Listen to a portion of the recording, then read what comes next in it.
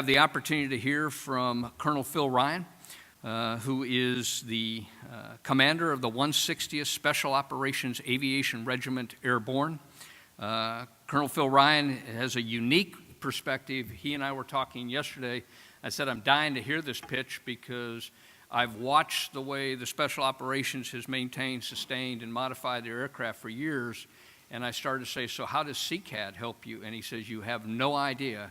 But I will tell you the compliments he gave CCAD were unparalleled from things I'd heard. So, Phil, without further ado, I'd like to bring you up to stage.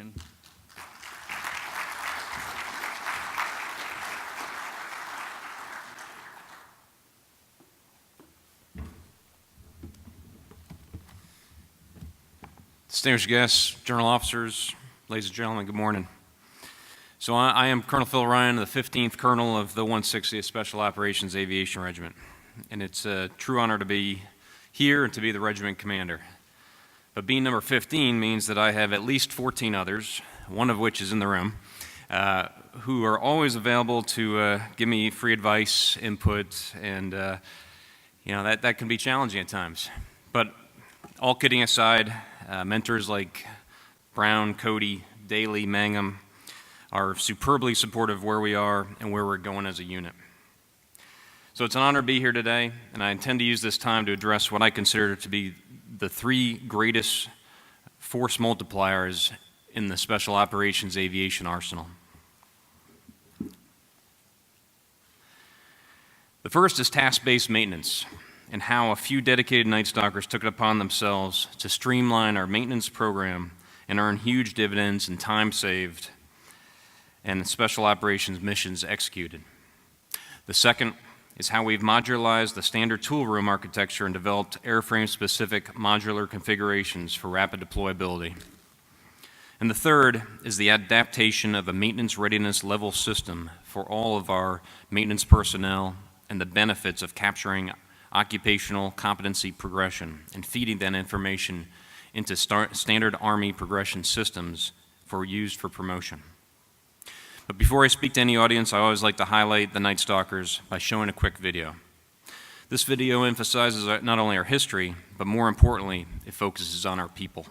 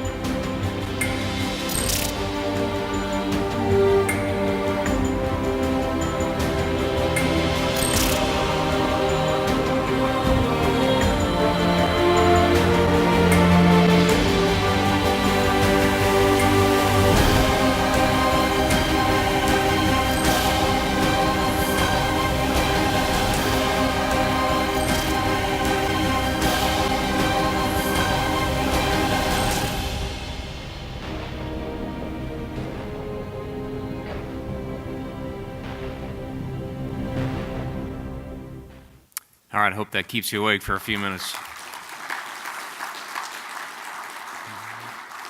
We'll have some applications if you want to sign up after this. Joining me in the audience today are two of our heroes, CBA 5 Robin Vozar and Master Sergeant Promotable Chris Kitchen from our Aviation Maintenance Support Office. Right in the, raise your hands, guys. Thanks. In the special operations community, we live by tenets known as the soft truths. The first of those truths is humans are more important than hardware. In the aviation community especially, and certainly here at CCAD, we rely on hardware to accomplish our missions. From the modified aircraft to the tools that we use and the equipment to support our pilots and our customers. We depend on hardware to get it done. However, behind every tool and behind every specialized piece of equipment used to service our aircraft, and behind every airframe we operate, our soldiers and our civilians make it happen. American engineer, statistician, and author W. Edwards Deming literally wrote the book on process efficiency. In his 1986 work titled Out of the Crisis, he wrote, "Research shows that the climate of an organization influences an individual's contribution for more than the individual himself." In a unit as fast-paced and as high demand as the 160th, we take pride in the climate we've built that empowers and enables Night Stalkers to streamline their own processes. This is exactly the case in which two Night Stalkers working in our tech supply took the initiative to overhaul how routine maintenance tasks and parts replacement should be and could be accomplished through what we call task-based maintenance, or TBM. TBM is a tailorable, deployable maintenance support package that is tracked by maintenance task. In a recent article in Army Aviation magazine, one of our maintenance company commanders, Major Josh Clemens, put it this way. Right now, a Black Hawk mechanic spends precious maintenance man-hours searching the interactive electronic technical manual for parts numbers associated with a maintenance task, only to arrive then at tech supply and to find out that he may have forgotten or transposed a part number. Wouldn't it be great if he could just walk into tech supply and say, "Hey, I'm replacing a co-pilot collective on a Black Hawk," and have every nut, bolt, washer, and component for that task placed right into his hands? We live in a world where you can shop for your groceries on your phone, send the order to the grocery store, pull up to the curb, and have those groceries delivered to your car without ever getting out. It's about the ease of completion, saving time on the front end. And this is exactly the concept that TBM goes after by preloading required parts specific to that task. The idea was to replace numerous bins of bent stock, parts, and crates and cases of major end items with self-contained kits for those parts and components ready to go for specific maintenance tasks. All of these self-contained packages can then be loaded into modular shipping containers, ISU 90s, or specially made Atlas boxes for larger end items. And all these kits are specifically configured to maintain weight and size requirements in order to hand load into the back of a helicopter.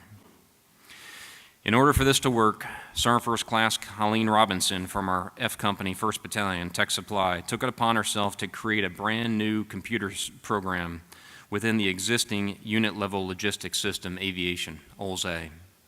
She and others worked tirelessly to associate every part and part number to a specific maintenance task and then cataloged it where it could be queried back to that specific task. The size and quantity of each item for each task was researched, programmed, and verified for accuracy. This process took weeks of painstaking work, the end of which was an automated database that not only tracked and cataloged parts by maintenance task, but also sent automatic updates back to tech supply when a task had been issued for immediate replenishment. Deploying a maintenance package specific to key tasks, we've managed to reduce the maintenance footprint by up to 50% on some of our airframes. We can self-deploy aircraft to vessels already underway with a reduced maintenance package, with pre-staged and loaded into the back of an aircraft that requires that specific package. It makes logistical planning for missions like downed aircraft recovery much more manageable from a maintenance perspective. Smaller footprint equals reduced signature, quicker reaction and loadout, and an overall quicker recovery of assets in potentially volatile and dangerous environments. Again, humans are more important than hardware. After 16 years of sustained combat operations across multiple areas of operations, the need has never been greater to accomplish more with less. Gone are the days of being able to deploy everything possible for just the chance that a certain part breaks and the mission becomes jeopardized. The ability to travel with an extremely robust maintenance package is simply no longer feasible. TBM increases the likelihood that the parts and components for critical systems and routine tasks are consolidated and on hand in the event replacement or repair is required. Major Clemens concluded his article saying task-based maintenance is a positive swing of the maintenance pendulum. It allows for flexibility due to mission requirements while reducing the amount of time that an aircraft is grounded for maintenance. To take task-based maintenance one step further, in 2002, First Sergeant Zeb Jones began undertaking the task of transforming a standard Army tool crib into an expeditionary mobile deployable tool room. Similar to the development of TBM parts packages, the tool room had to be configured task by task to accomplish any level of maintenance, from an MH-47 teardown and buildup, to downed aircraft recovery and repair, to scheduled inspections up to a 300-hour phase. All of this had to be included into a footprint that could fit onto a C-130 or C-17. Historically, 3 C-17s were required to deploy 2 Chinooks for a 60-day mission. The first 2 chocks contained the aircraft, while the third was our sustainment chock. Typically, we would load all of our tools and all of our AGSC onto the very first chock. The first chock would land and we would have everything required to receive the next 2 chocks and build up that first helicopter. That was in the days when special air mission flights costing upwards of $1 million were justifiable and budgeted. Fast forward, and SAM missions are harder to come by. Tip-fed flights are more common, which can change based on priority and competing units. This creates a scenario where chocks 2 or 3 could land before chock 1, leaving vital tools and parts required for days. This solution we arrived at was again a task-based maintenance focus, consolidating required tools and special parts needed for each buildup into a smaller package tied to each respective chock. The first chock has the task of supporting the MH-47 buildup team in the test flight. And then chock 3 carries all of the sustainment parts. Using this logic, it isn't necessary to bring all the AGSC required for changing an aft transmission on chock 1 if the replacement transmission doesn't arrive until chock 3. And by doing this, we've been able to cut the ISU mobile tool room into thirds. Now, 15 years later, we've taken First Sergeant Jones' ISU 90 concept and expanded it one step further into this modular system. It isn't always feasible to rely on the logistical support of a C-130 or C-17. Some missions require much smaller logistical footprints and have limited aircraft download resources. To accomplish this, the package needed to be on wheels, one that could be handled without the need of heavy equipment. What once took an ISU 90 requiring a K-loader or a forklift to move was reduced to 3 smaller rolling stock packages capable of meeting the task at hand, be it aircraft buildup or sustainment.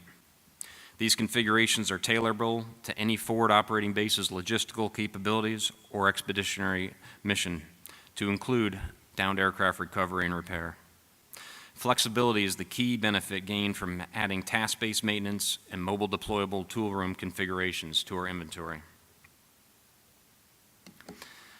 Task-based maintenance and the development of these tool rooms were the procedural changes that elevated our maintenance capability. But when it came to the human side of the equation, we needed to streamline the way we track maintenance readiness, not only from a task-based system, but also tracking career progression and proficiency from a personnel perspective. From a maintenance occupational readiness standpoint, we had a few unanswered questions. Why can't we see our soldiers' maintenance experience like that of flight personnel in real time and use it to battle roster to reduce risk? 2, how do you get soldiers to own training, data entry, and ensure records accuracy? And 3, why can't our logbooks inform our training tracking systems? Every time a maintenance task is completed and properly signed off in a logbook, we can immediately see its results in the reported status of the aircraft. However, the process, proficiency, associated labor, and adapted skill set of our soldier who perform that maintenance is not as easily identifiable. The regiment and the Army in general have tried and true processes in place to track the proficiency and readiness by readiness level and flight activity categories of our pilots and our crew members.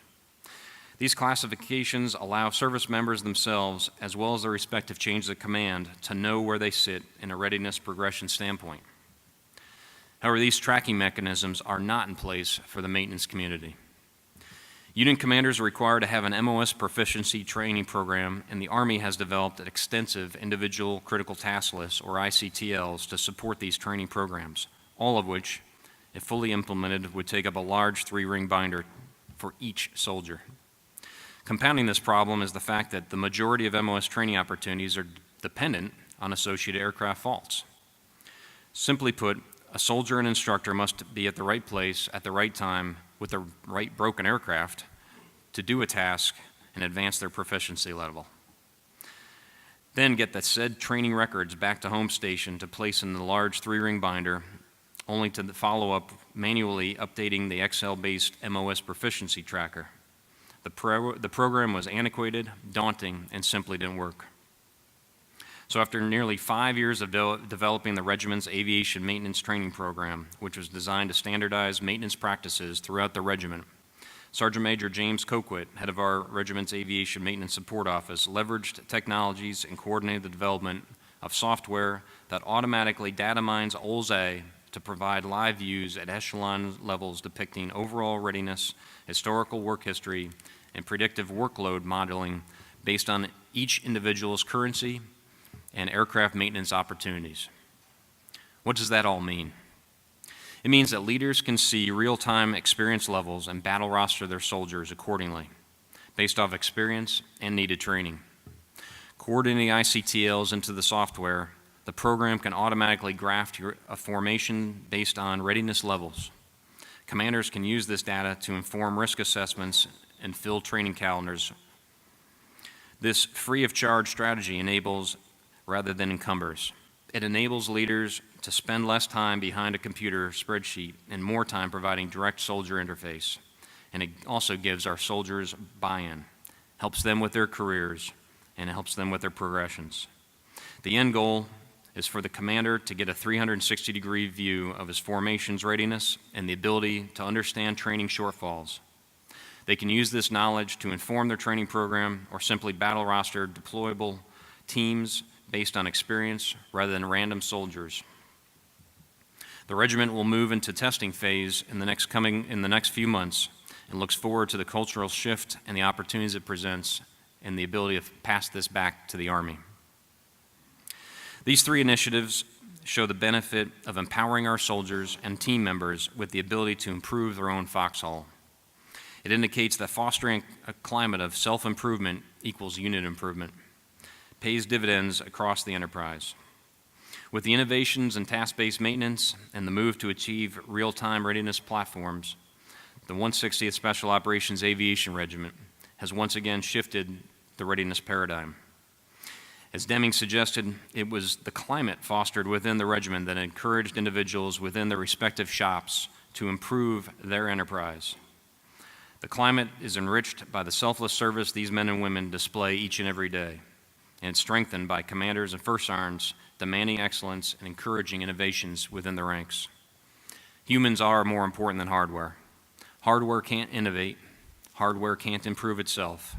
And it takes a commitment and dedication to one's craft to make a difference. It's taken countless hours and a refusal to quit. But most importantly, this innovation and this drive hasn't stopped or even slowed. And Night Stalkers will continue to drive forward and create new and improved ways to make the impossible missions happen. I'm going to take one more minute here and talk about CCAD. I have to highlight the artisans here and the unprecedented level of support they provide to the 160th.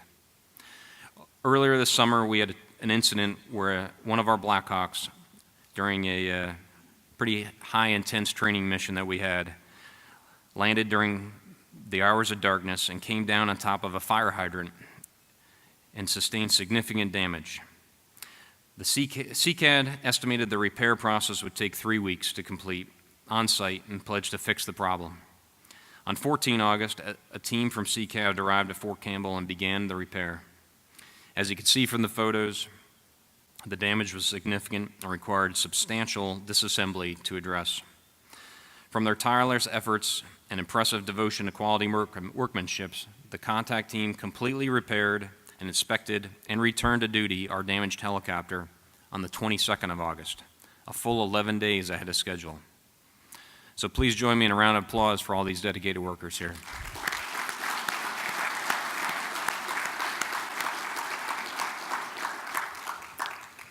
Colonel Ansetta and your team, thanks very much for your great work.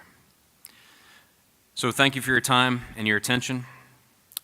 I've got a few minutes for questions. I'll sum up my speech with, as we do everything in the regiment, with Night Stalkers don't quit. Thank you.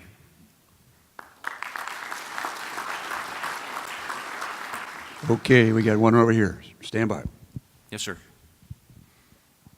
That's mine. Sir, I'm Lieutenant Colonel Mike Salesi with Quad I, a lifetime member, retired. The question I have is concerning the MD-500s, called the Little Birds. Are they being phased out, or do you intend to keep them within the Special Operations mission? We are actually doing a program called Block 3 Upgrade, so we intend to keep the Little Bird going for till at least 2035. Next question. Sure, Colonel Yellen has something he wants to ask you. Sir. General Yellen. No, Howard? Oh, he already got his guidance. Okay. General Sloser, would you like to give him any guidance? No? Okay, well, I guess you're safe. Okay. Thank you very much.